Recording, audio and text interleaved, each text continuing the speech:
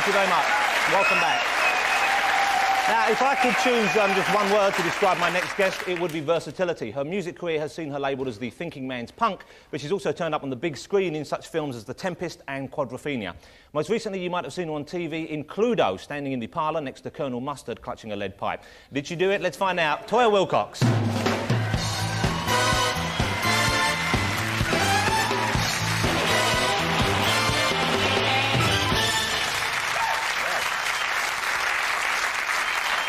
Thanks for joining us. Pleasure. Last time I met you was on Sunday and you'd been sort of forced to go around town with Paul Daniels, hadn't you? Yes. Must have been horrible for you. Oh, it was terribly pleasant. Now, I was surprised because I'd followed you, your singing career. I'd bought a few of your records back in the sort of early 80s. You admit to that, I do. You? I don't play them anymore, but I bought them. And, because then you started acting, and I thought you just started acting, but you'd been acting before the music. Oh, yeah. I started acting when I was about 18. I was at the National Theatre. In a play with Kate Nelligan, directed by Maximilian Schell, getting very good reviews. Then I formed a band and started to have hit singles. And then after that, your acting probably is just as important now, I guess, as the music side, if not more so. Both acting and singing are really important. I just want to do both really well, and I think it takes a lifetime. Yes. You just have little obstacles in your way, especially with singing, like ageism and sexism and stuff like that. But you just get on with it and do the job. So do you find that now that you're not getting on a bit, but now you're a bit older than you were? Well, we're all getting slightly older, I didn't. Well, Can we edit that? Oh, it's live, isn't it? I'm very optimistic. I find singing it's a tough industry to work in, and I think by female terms in the music business, especially the pop business, I'm getting on a bit, but I'm not going to go away. Now you acted with some great people. I know you were in a TV film with Laurence Olivier, based on a John Fowles book, I remember. But also at the moment you're seen in the commercials for Mum antiperspirant. Now. The reason why I'm raising that is I just wonder, because I've done a few commercials purely for cash myself as well, so...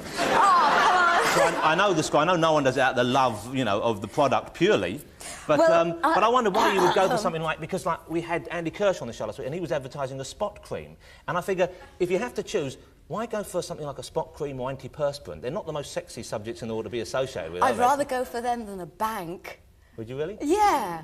I mean, number one, it was at the time when ARC was just being launched, and celebrity has power, and ARC was asking a lot of celebrities to try and inform the public of the power they have as consumers to stop things like CF gases going on the supermarket shelves. And the Mum thing came along. OK, I did it, and I got paid very well.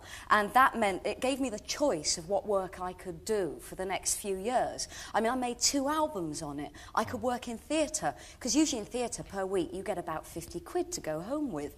And thanks to the Mum advert, not only did I do my bit to combat CF gases, but I also had enough money to choose what work I wanted to do. So whenever anyone buys a sort of little tube of Mum, then they're sponsoring one of your albums, would that be... Do you not think we should put a warning on the package or something? Just in case people want to opt out of the deal? I'm not saying they would. I think not only are they buying, a very good anti-deodorant, perspirant, but they're actually buying a wonderfully phallic symbol. Oh, well, I mean, when we did that advert, we spent the whole day trying to get me to hold this product without it looking as if it was my vibrator.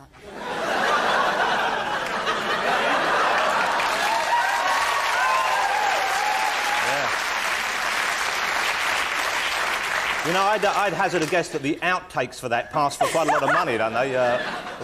So you're still doing music then? You have some new stuff? Yeah, I've got a new album out next month called Ophelia Shadow, which is kind of my answer to Hamlet. There's a kind of big speech in Hamlet where Hamlet says... Now that sounds quite a pat way to sort of, you've got one of these sort of, possibly the finest play ever written, and you put out an album as an answer to it. Well, yeah, because, Hamlet says to Ophelia, "Get thee to a nunnery, go, get thee gone. God gives you one face, you make yourself another. You lisp, you amble, you make monsters of us." And the way it's written, Ophelia says, "Oh, what a noble mind is here overthrown." My album has changed the inflection on that, and Ophelia says, "Oh my, what a noble mind is overthrown." So, I mean, my Ophelia doesn't drown herself. So you've made the ending a bit happier then for a few I've rewritten it. It's kind of like what the Dynasty people would have done with Macbeth. It's like, give us Hamlet, give us a happy ending. Is that kind of thing? Well, after doing The Tempest with Derek Jarman, Derek completely rewrote The Tempest, I thought, well, I'll give it a try. what do you look back, when you look back on your earlier albums, you know, on the kind of 80s stuff, on sort of hit singles like It's a Mystery and Sheep Farming in Barnet, which I remember very fondly. Now, what do you feel about them? What's your I don't look back. And I don't look back because I'm ashamed. I'm not ashamed, but it's history. And I think the 80s is really history. I think we are eons away from that decade, and I just don't relate to it. I just realised they just put a photo up of you in one of your incarnations, modelling what looks to be... that was like the early Gloria Hunniford. No, that's the early... it's the early Mum advert. It's the full underarm expose, I see that. Use Mum. No, I just don't look back. What's the point of looking back? Life's ahead of us. You know, life, I think, is a pretty short thing. Whether you live to old age or not, it goes really quickly. What's the point of looking back? One other project I know you're involved in is, I mean, you work incredibly hard. You're involved in all sorts of things, but you're doing something with a survival programme, is that right? Yeah, I've done the kind of, what's it called, the narration for Survival Factor, which is Channel 4 every Tuesday. I read one critic where the critic said, wear your raincoat if you listen to Toyah Wilcox narrating this programme. No, that's because of your list. Because I was always surprised, because you had a hit single with It's a Mystery. It's a Mystery. Which, because I've had a similar problem myself, but, you know. Maybe we should get together and do a duet. That'd be nice, wouldn't it? I'll take you out on that. Me, you and Pete Beale from EastEnders. That would be... You said life's short. This show is far, far short, of course. Thanks for coming on. Toyah Wilcox.